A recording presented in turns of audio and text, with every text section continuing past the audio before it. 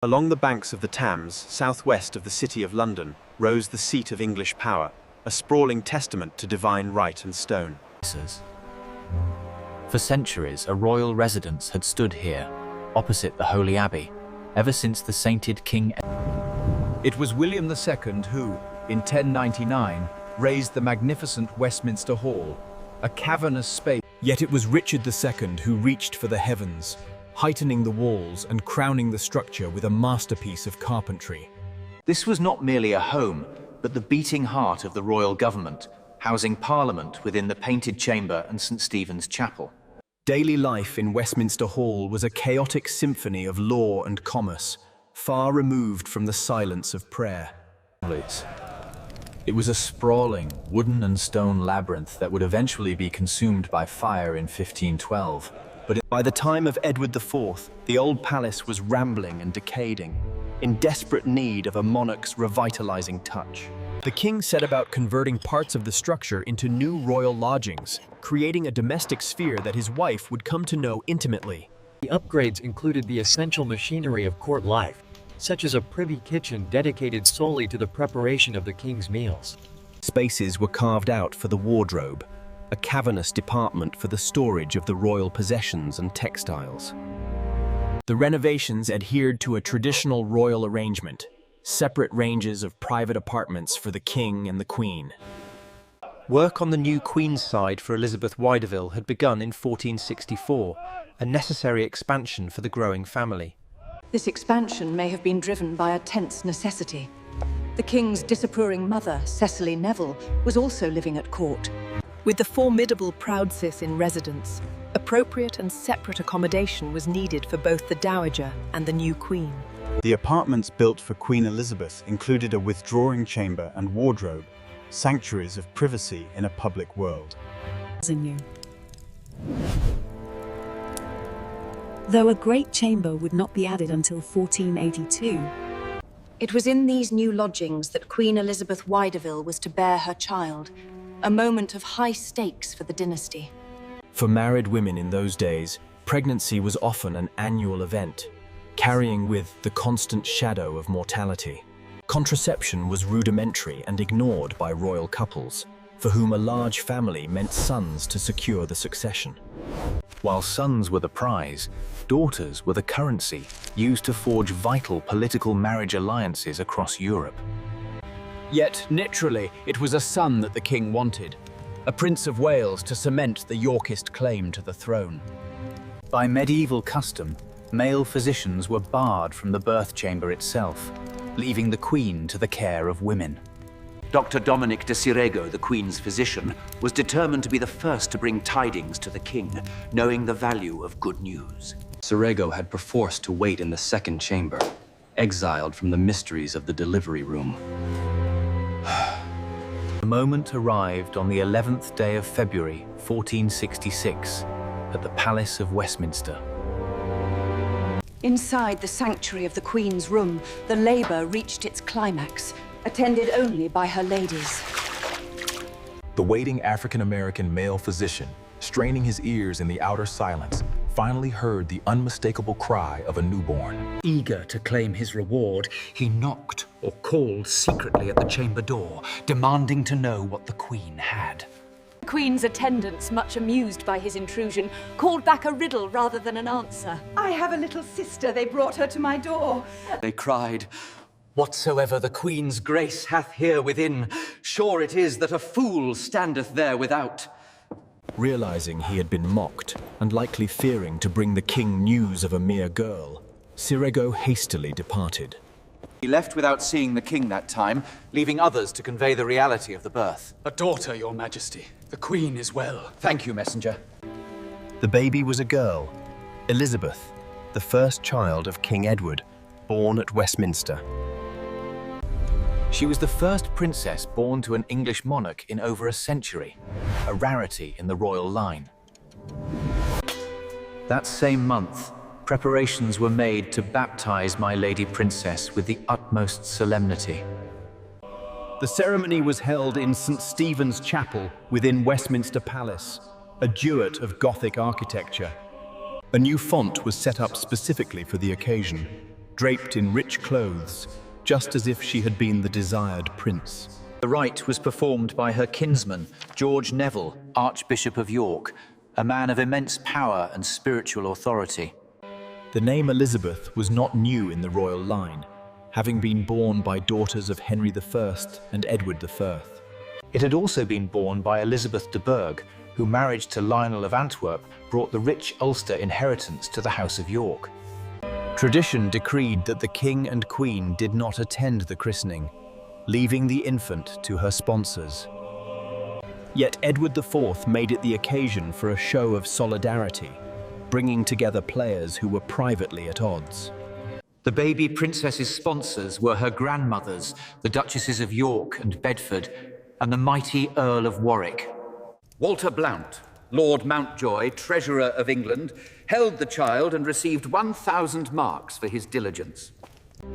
But the reward came with a sting. He was promptly told to resign his office to the Queen's father, Lord Rivers. The office of Treasurer was handed to Lord Rivers, a clear signal of the Queen's rising influence.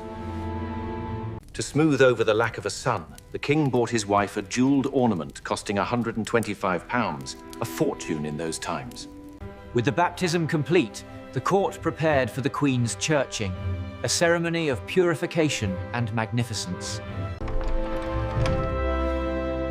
Even though she had only borne at Laune, the Queen St. Perfoy in late Mifficent. The Queen went to church in stately order, a living icon of recovered fertility and royal dignity.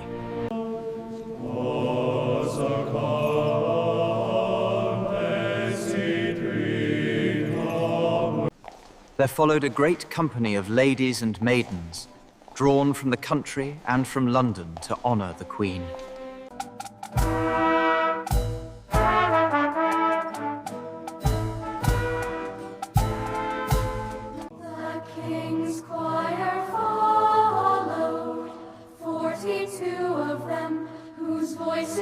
Then came 24 heralds and pursuivants in tabards of arms, followed by 60 earls and knights, the military might of the realm. At last came the Queen herself, escorted by 2 dukes, a vision of maternal majesty.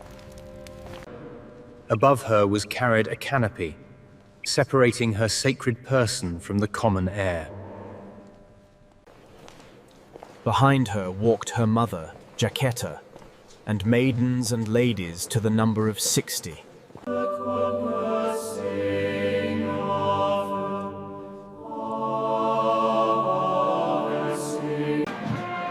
Following the service, she returned to the palace in procession, as before, the ritual complete.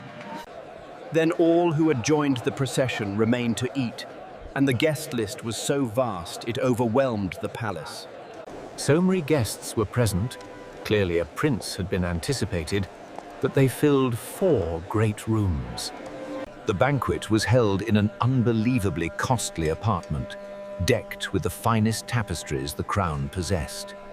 Elizabeth Wiedeville might have been deemed an unsuitable bride, but she was determined that no one should remember it today. The etiquette that surrounded her on this occasion was rigorous, designed to elevate her above all others. The Queen sat alone at the table on a costly golden chair, an isolated figure of worship. The Queen's mother and the King's sister, Anne, Duchess of Exeter, had to stand some distance away. When the Queen spoke with her mother or the King's sister, they knelt down before her until she had drunk water. Not until the first dish was set before the Queen could these high-born ladies be seated. The 60 ladies and maidens who served the Queen at table were of noble birth and had to kneel so long as the Queen was eating. The meal lasted for 3 hours, a test of endurance for the kneeling servers. The food which was served to the Queen, her mother, and the King's sister was most costly.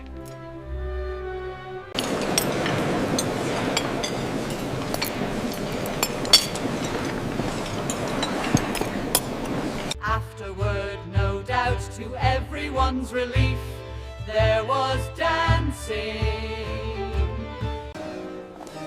The ladies curtsied elegantly to the silent queen, who watched from her throne. A foreign observer noted, "The courtly reverence paid to the Queen was such as I have never seen elsewhere." While the court danced, the infant princess began her life in the nursery. Like all babies in those days, the infant princess was swaddled in tight bands with a close-fitting cap on her head. She would have remained swaddled for the first 8 or 9 months of her life to ensure that her limbs grew straight. She was assigned a stately household, for each of the royal children had a separate establishment. This included a wet nurse, for queens did not suckle their children. The household was under the charge of a lady mistress, or governess, Margaret, Lady Berners. Lady Berners received a salary of £100, a significant sum for the responsibility of raising a dynasty. Under her were pages of the chamber, a knight of the trencher, and rockers to watch over the princess in her cradle. The kingdom into which Elizabeth of York was born was a land of prosperity, according to an Italian observer writing in 1500. The riches of England are greater than those of any other country in Europe, owing to the great fertility of the soil. With the exception of wine, they imported nothing from abroad for their subsistence. The export of tin brought large sums into the realm from the mines of Cornwall. But still more did they derive from their extraordinary abundance of wool. Everyone who makes a tour in the island will soon become aware of this great wealth. There is no small innkeeper, however poor and humble he may be, who does not serve his table with silver dishes. No one has not in his house silver plate to the amount of £100. But above all, are their riches displayed in the church treasures. The enormously rich Benedictine, Carthusian and Cistercian monasteries were indeed more like baronial palaces than religious houses. And all, of course, would be swept away within 70 years of Elizabeth's birth. This destruction would come on the orders of her own son, Henry VIII. But for now, England was celebrated as the Ringing Isle because of its many churches, abbeys and priories. It was a golden age of bells and wool, the backdrop for the childhood of the first Tudor queen. The Benedictine order, the oldest and most established, held vast estates that rivaled the holdings of great dukes. Their abbots were powerful lords of the realm, sitting in parliament and travelling with retinues that mirrored the king's own. The Cistercians, once founded in remote austerity, had become the titans of the wool trade. Monasteries like Fountains Abbey in Yorkshire were architectural marvels, their vaulted cellars and soaring towers declaring their dominance over the landscape. Even the Carthusians, known for their strict vows of silence and solitude, dwelt within walls of astonishing beauty and cost. As the observer noted, these religious houses were indeed more like baronial palaces, designed to impress both man and God.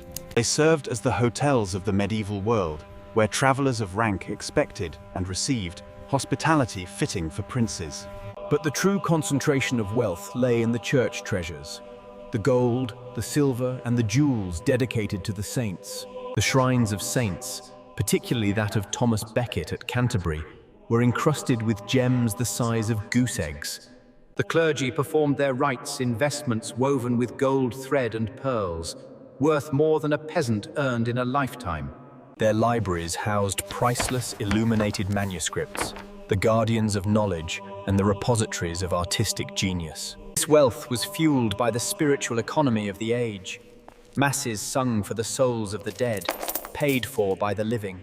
England was known across Christendom as the Ringing Isle, a testament to the sheer density of its sacred spaces. It It was a land where the silence was constantly broken by the pealing of bells from abbeys, priories, and parish churches. These bells marked the canonical hours, dictating the rhythm of life for everyone, from the king to the ploughman. In every village, the church was the largest and most permanent structure, a stone giant watching over wood and thatch. The windows of these churches were masterpieces of glass, turning the grey English light into divine colour. Walls were not bare stone, but covered in vivid frescoes depicting the terrors of hell and the glories of heaven. To the people of 1466, this structure of power and wealth must have seemed eternal, as unshakable as the mountains. Yet, this entire world, this ringing isle of monks and monasteries, was living on borrowed time. All would be swept away within 70 years of Elizabeth of York's birth, on the orders of her own son. The baby princess swaddled in Westminster would grow to become the mother of the man who would dismantle it all. It is a profound irony that the devout Yorkist court, which lavished such wealth on the church, the great libraries would be scattered, the gold melted down, and the baronial palaces of the abbots turned into ruins. But in 1466, This was the world Elizabeth of York entered, a world of incense, stone, and absolute spiritual certainty. For now, she was the hope of the House of York, a small life amidst the grand machinery of state and church. Though a girl, her birth proved the Queen's fertility, and the promise of a male heir remained bright. Elizabeth Wydeville had secured her place, and her daughter was the first fruit of a controversial but potent union. Westminster Palace would continue to grow, to burn, and to be rebuilt, mirroring the turbulence of the dynasty itself. This child, Elizabeth, would eventually become the bridge between the warring houses of York and Lancaster. But before she became the White Rose of York, she was simply a daughter, cherished and celebrated. Her life would be woven into the most dramatic tapestry of English history, full of tragedy and triumph. As the sun set on Westminster in 1466, the sounds of the bustling palace and the ringing bells faded into the night. The court slept, the monks prayed, and the infant princess dreamed, unaware of the crown that awaited her. The immense wealth of England, described by observers, would eventually fund the rise of the Tudor state. The baronial palaces of the monks would become the actual palaces of the nobility, seized and repurposed. Elizabeth of York belonged to the last generation of the true Middle Ages, before the Renaissance and Reformation reshaped the world. Only Westminster Hall would truly endure, a silent witness to the baptism of the princess and the trials of her descendants. We began with the river and the palace. She bore her mother's name, Elizabeth, a name that would echo through history in her granddaughter, Elizabeth I. But first, she had to survive the Wars of the Roses to become the first Tudor queen. The golden age of the monasteries was ending, but a new golden age of England was waiting to be born. Elizabeth of York, the daughter of Edward IV, the mother of Henry VIII, the link between the past and the future. And it all began here, in the winter of 1466, by the banks of the Thames.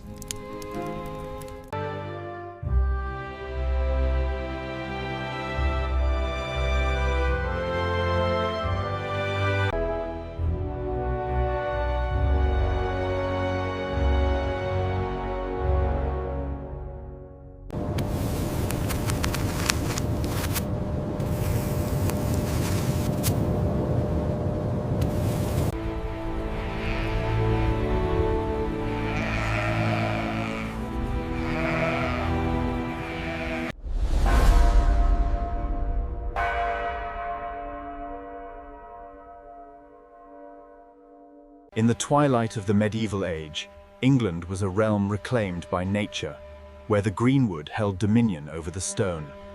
It was a country largely rural, a patchwork of fields and forests given over to the rhythms of agriculture. Yet, as the Italians perceived, there was gold in these green pastures, prosperity woven from the export. The people themselves were a turbulent breed, vociferous and unruly, their voices rising in anger at the mere mention. It was whispered across the Channel that while the French succumbed to lechery, the English vice was a colder sin, treachery. They were perceived as lazy, sweating by no means, yet gluttonous, living in hovels but eating like lords. For the majority, the horizon ended at the village edge. Society was intensely localized, and the world beyond was a mystery. It was only the merchants and the upper classes who dared to traverse the distances, binding the fractured land together. In this rugged land, young Elizabeth learned early that she was no ordinary child, but a being apart. Her father was the king, a figure regarded not merely as a ruler, but as a sacred vessel divinely appointed to govern. At his coronation, he had been invested with a sanctity that set him apart from ordinary mortals. The royal prerogative was believed to be nothing less than the will of God, working through the will of the king. The court over which King Edward presided was the most splendid in all Christendom, a magnificent stage for the drama of power. To the young Elizabeth, the world would have seemed a crowded place, teeming with the 800 souls of her father's household. And this did not even count the separate, equally vast establishment of her mother, the Queen. And the court was never still. It was an itinerant beast, dividing time between a dozen palaces along the Thames Valley. They moved according to the demands of state, the availability of good hunting, or the simple necessity of hygiene. For after hundreds of courtiers had tested a palace's drainage to the limits, the house needed to be cleansed. Elizabeth would have known travel from infancy, watching the household wend its cumbersome way across the country. A long train of servants, carts, and pack horses carried furniture, personal belongings, and state papers. The royal women and children often travelled by barge, the Thames serving as the main highway through London. Or they endured the covered horse-drawn coaches, wagons really, which were unsprung and far from comfortable. Others travelled in smaller versions called litters or chairs, struggling to cover 26 miles a day. The roads were often little more than tracks, their condition at the mercy of the weather. Only a few Roman exceptions survived, maintained by the public spiritedness of parish authorities, or the lack thereof. In his tastes, King Edward followed the dictates of Burgundy, the arbiter of style for all of Northern Europe. He understood the political value of magnificence, spending lavishly on clothing, jewels, and plate. Though it was not until later in his reign that he could fully indulge his passion for building. Today, the perpendicular-style glory of St. George's Chapel at Windsor bears witness to his vision. As does the Great Hall at Eltham Palace, a testament to the largely vanished splendors of his reign. Elizabeth grew up knowing these places well, especially the Palace of Westminster. Opposite stood the Abbey, where kings were crowned and her forebears lay buried. Neighbouring this was the City of London, one of the greatest cities in Christendom. Its skyline was dominated by the soaring Gothic edifice of St. Paul's Cathedral and over 80 church spires. Up to 75,000 souls lived here, a flourishing mercantile centre teeming with life. On the banks of the Thames, enormous warehouses stored imported goods, unloaded by cranes of remarkable size. Whatever was in the city belonged to the craftsmen and merchants who would supply Elizabeth with luxury all her life. In buildings of timber and brick, the Londoners lived comfortably, their city abounding with every luxury. In a single street, the Strand, there were 52 goldsmiths' shops, a sight remarkable to any foreigner. These citizens were not noblemen, but persons of low degree made wealthy by trade, fiercely protective of their liberties. The Scots poet William Dunbar was so impressed. He called London the sovereign of cities. Strong be thy walls that about thee stand, wise be the people that within thee dwell. Fresh be thy river with his lusty strands, blithe be thy churches, well-sounding be thy bells. Rich be thy merchants in substance that excels. Fair be their wives, right lovesome, white and small. London, thou art the flower of cities all. But the court was not so harmonious. The luxurious court was dominated by two opposing factions, Warwick and the Widevilles. The Widevilles were especially prominent in the Queen's household, influencing the young Elizabeth and her siblings. She enjoyed the king's absolute trust, resolving to turn a blind eye to his infidelities to retain his affection. Thus, she was highly influential behind the scenes, and it was this that Warwick resented most of all.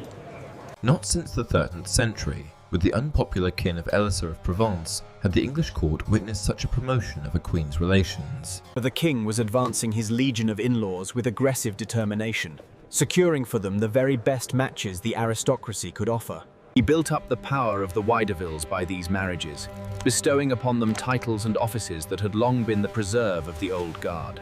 The Queen attracted many strangers to her party, introducing them to court so that they alone should manage the public and private business of the crown. Through their power to give or sell offices, they came to rule the very king himself. That power was steadily increasing, to the exaltation of the Queen and the displeasure of the whole realm. While some nobles were eager to mate with the new Queen's relations, seeing such marriages as a means to advancement, others remained skeptical. But others, especially the powerful Earl of Warwick, were scandalized and resentful. They regarded the Widevilles as too low-born for such honors, believing influence was the privilege of ancient nobility, not upwardly mobile parvenus. In the social sensibilities of the age, breeding was everything, and the rapid rise of the Queen's family disrupted the natural order. Naturally, the Queen was blamed for leading the king astray. She was seen as grasping and interfering. She was held responsible for the aggressive promotion of her relations and their undue influence with Edward. The Duke of Milan was informed that, since her coronation, the Queen had exerted herself solely to aggrandize her relations. She has 5 brothers and as many sisters, and has brought things to such a pass that they have the entire government of this realm. The report continued that the rest of the lords were one with the Earl of Warwick, who has always been great, and deservedly so. Even though there may have been some exaggeration in foreign reports of the 1460s, the sentiment was real. 20 years later, we find that the Widevilles were still detested by the nobles.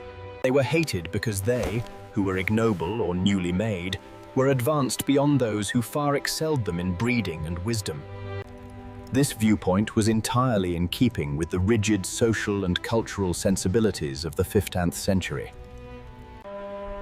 The unpopularity of the Widevilles centered chiefly upon the aggrandizement of the Queen's father and elder brothers. And later, her sons by her first marriage, the Greys, which led to the whole family being vilified. Yet the Widevilles were not without virtues or political strengths, even if they were rapacious. Of Elizabeth's uncles, Anthony, the Lord Treasurer, was an erudite man of many talents. And Lionel, who became Bishop of Salisbury, was an Oxford-educated canon lawyer. And the power of the Widevilles was everywhere acknowledged, sometimes with bitter humor. Appearing one day in 1469, equipped with walking boots and a staff, King Edward's fool prepared a jest. He wore high boots and carried a long staff, an odd sight in the velvet-clad court. The king asked him what he was doing, and the fool jested to his master's face. How now? Where have you been traveling with such gear? Upon my faith, sir, I have passed through many countries of your realm. I have been far and wide, sire, across the length of England. And in places that I have passed, the rivers have been so high that I could barely scape through them. It was a dangerous joke, reflecting the overwhelming presence of the family, yet the Wideville men remained loyal. They served Edward IV well in the various capacities to which he appointed them. I think this is about late as you were. And they did not dominate in his councils to the exclusion of all others. For Warwick, William Lord Hastings and John Howard, Duke of Norfolk, remained highly influential. Your Grace, the French king cannot be trusted. These men remained in Edward's inner circle of advisors, balancing the Queen's faction. Yet, the balance was fragile, and the resentment of the old blood against the new would not sleep forever. For the young Princess Elizabeth, this world of factionalism was the air she breathed. She saw her father not just as a man, but as the sun around which these planets orbited.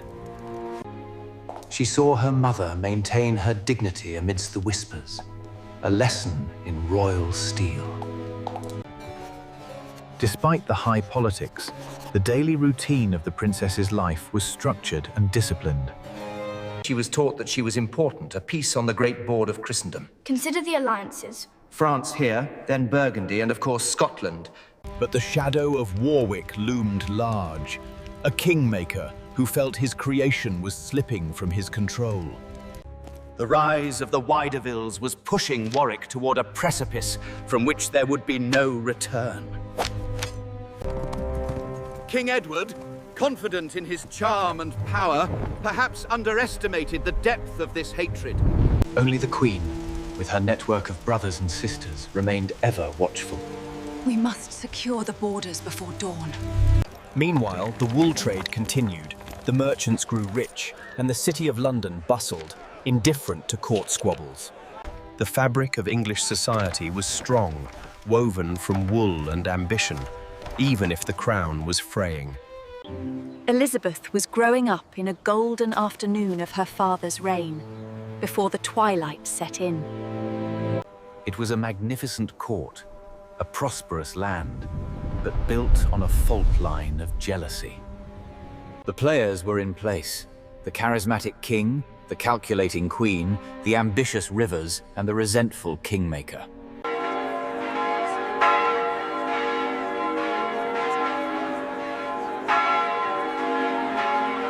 In the Strand alone, 52 goldsmiths displayed their wares, a concentration of wealth that stunned foreign visitors. The city abounded with every article of luxury as well as the necessaries of life, supplied by the craftsmen who were the city's true masters. Whatever there is in the city, it all belongs to craftsmen and merchants, men who were fiercely protective of their liberties. It was these merchants who would supply Elizabeth with luxury goods all her life, binding the crown to the coin of the capital. While the city bustled, at court, Queen Elizabeth Woodville continued to confound her critics. She ran her household efficiently and lived within her means, a feat of administration that often went unnoticed by her enemies. Crucially, she resolved to turn an unseeing eye to the king's many infidelities, retaining his respect and affection through silence. It was this unshakable position that allowed her to advance her kin, reminiscent of the Savoyards of Henry III's time. The king secured for them the best matches the aristocracy could offer, building a fortress of alliances around the throne. While some nobles saw this as a path to favor, others were scandalized, regarding the Widevilles as upwardly mobile parvenus. The people were often turbulent, and it was said that while the French vice was lechery, the English vice was treachery. Foreigners perceive the English as lazy. It is received as a prescript that they should sweat by no means, yet gluttonous. Though they live in hovels, they eat like lords. a paradox that puzzled visitors from poorer lands. Most people lived in the country, and society was generally localized. The village was the world. It was only the upper classes and merchants who traveled, bridging the gaps between these isolated communities. Elizabeth became used to travel from infancy, as the royal household wended its cumbersome way about the country. Carts and pack horses were laden with furniture, tapestries, and state papers. Get these cushions! The master will flay us! Save the charters, quickly! The covered horse-drawn coaches were unsprung and could not have been very comfortable. Most roads were tracks, with a few surviving Roman exceptions, their condition depending on the weather. It was for this reason that royalty often preferred to travel by river, the Thames being the main highway. In his tastes, King Edward followed the dictates of the court of Burgundy, the leader of European style. Yes, this is exactly as sketched. Well done. He understood the value of magnificence that underpinned Burgundian court culture. Later in his reign, he was able to patronize the arts and indulge his passion for building. The perpendicular style glory of St. George's Chapel, Windsor, bears witness to his vanished splendors. And the great hall at Eltham Palace, with its magnificent hammer-beam roof. Opposite stood Westminster Abbey, where kings were crowned and forebears buried. All the beauty of this island is confined to London, wrote the Italian. It was a flourishing mercantile centre, possessing all the advantages to be desired in a maritime town. Numerous cranes of remarkable size unloaded merchandise from ships on the banks of the Thames. Strong be thy walls that about thee stand, wrote Dunbar. Wise be the people that within thee dwell. The blockade at Ostend will cripple the trade route. Fresh be thy river with his lusty strands. Fair be their wives, right lovesome, white and small. Clear be thy virgins, lusty under kirtles. London, thou art the flower of cities all. But within this flower lay the worm of faction, Warwick and the Widevilles, the beautiful. Yet the Widevilles were not without virtues. Anthony was an erudite man, and Lionel a scholar. The male fool's jest that the rivers were so high was a truth spoken in jest. The Wideville men were loyal to Edward IV and served him well. They did not dominate to the exclusion of all others. Hastings and Norfolk remained. The royal prerogative was the will of God working through the king. It was a crowded, magnificent, dangerous world to a young child. She grew up in the golden summer of the Yorkist dynasty.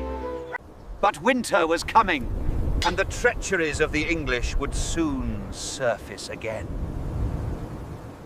The court, the city, the factions and the family, all were players in the drama that would shape Elizabeth's life. Like Charlemagne before him, Edward sought to reshape his world, but fate has other plans. For now, the land is green, the wool is golden, and the king sits on his throne. But history never sleeps.